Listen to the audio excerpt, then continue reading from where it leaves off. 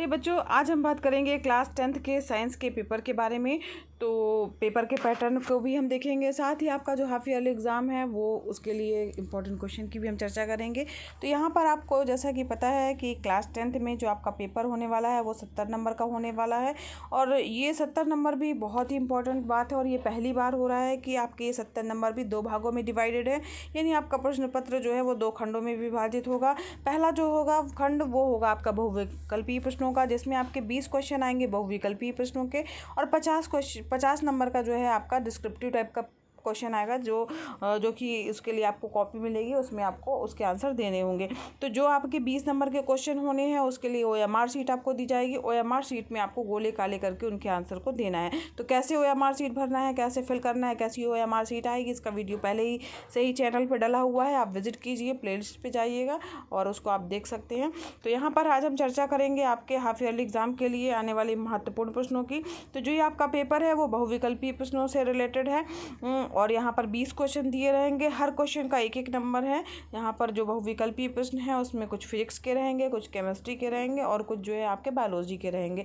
तो उन्हीं पर आधारित जो है 4 विकल्प दिए रहेंगे, और उसमें से जो भी सही विकल्प होगा उस ABCD उसमें से आपको गोला काला करना है। उसके लिए गोला काला करने के लिए आपको काले कलर के डॉट पेन का ही यूज़ करना है, इंक पेन यानी जेल पेन का यूज़ या ब्लू कलर के पेन या किसी अन्य पेन का उपयोग नहीं करना है। यहाँ देखिए इंपॉर्टेंट प्रश्न है, गोली दर्पण की वक्रता, त्रिज्या, फोकस दूरी में संबंध। अभी हम केवल क्वेश्चंस को देख रहे हैं, इसके आंसर हम लोग बाद में डिस्कस करेंगे। स्वस्थ नेत्र के लिए स्पष्ट दृष्टि की न्यूनतम दूरी, ये भी आपको पता ही होगा, ठीक है। वाहनों में जो है वो वस्त्र दृश्य दर्पण के रूप में प्रयोग किया जाता है। इसके बाद किस रंग के प्रकाश का प्रकीर्णन सबसे कम होता है, बिजली के बल्ब में फिलामेंट जो होते हैं वो किस चीज़ के बने होते हैं, विद्युत धारा का मात्रक क्या है, और फोकस दूरी और डायोप्टर का संबंध हम लोग पढ़ ही चुके हैं। फिर यहाँ पर देखिए रासायनिक, वो तो फिजिक्स के क्वेश्चन थे। अब उसके बाद जो है क्वेश्चन जो है वो आपके केमिस्ट्री से रिलेटेड है।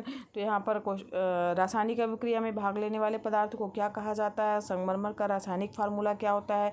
ये सारे क्वेश्चन बच्चों इंपॉर्टेंट हैं, अक्सर एग्जाम में आ जाते हैं, तो इन सब के को आप बहुत अच्छे से तैयार कर लीजिएगा।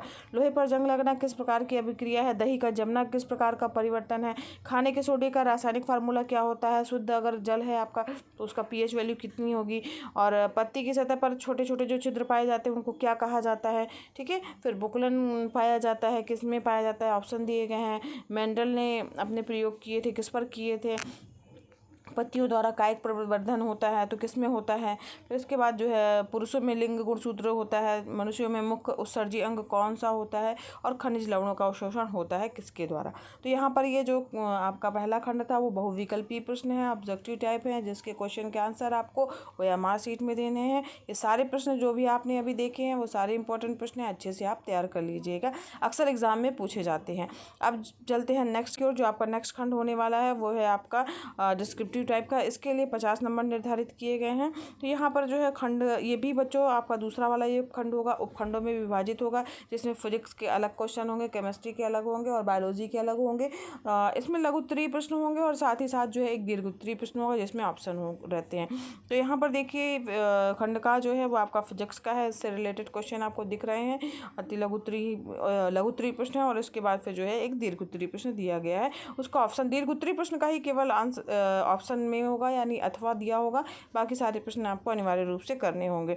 इसके बाद देखिए केमिस्ट्री का खंड है, इसमें भी देखिए आपको लघु उत्तरीय प्रश्न दिए गए हैं। छोटे प्रश्न है तो जितना नंबर है बच्चों उसको उतना ही उसका आंसर लिखना, बहुत ज़्यादा विस्तृत डिटेल लिखने की ज़रूरत नहीं है, वरना आपका पेपर भी छूट सकता है। तो यहाँ पर देख सकते हैं आप। इसके बाद जो बड़ा क्वेश्चन है वो आपका 2 भागों में विभाजित भी हो सकता है। तो यहाँ पर प्लास्टर ऑफ पेरिस का रासायनिक नाम तथा फार्मूला, अक्सर बच्चों ये जरूर से ज़रूर आ जाता है एग्जाम में, हमेशा एग्जाम में आने वाले प्रश्न हैं। जितने भी प्रश्न आपको सामने दिख रहे हैं वो सारे ही बहुत इंपॉर्टेंट है, तो आप उनको अच्छे से तैयार कर लीजिएगा।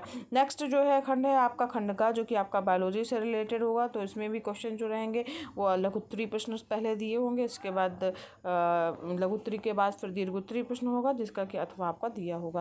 तो यहाँ पर देख सकते हैं आप, इस तरीके से आपका पेपर जो है इंपॉर्टेंट क्वेश्चनों के साथ में आ सकता है। तो पेपर का पैटर्न भी आपको समझ में आ गया होगा। और 30 नंबर 70 नंबर का नंबर टोटल आपका पेपर होगा और 30 नंबर आपके जो है वो आपके मासिक परीक्षा, प्रैक्टिकल और प्रोजेक्ट के लिए निर्धारित किए गए हैं। तो बच्चों, अगर आपको वीडियो हेल्पफुल लगा हो तो ज़रूर लाइक कीजिएगा, चैनल पर नए हैं तो सब्सक्राइब कीजिए, साथ ही बेल आइकन भी प्रेस कीजिएगा ताकि आपको नए वीडियो का नोटिफिकेशन मिलता रहे। प्लेलिस्ट को भी विजिट कीजिए, वो आपके लिए हेल्पफुल हो सकती है। धन्यवाद बच्चों, मिलते हैं एक नेक्स्ट वीडियो क्लास में।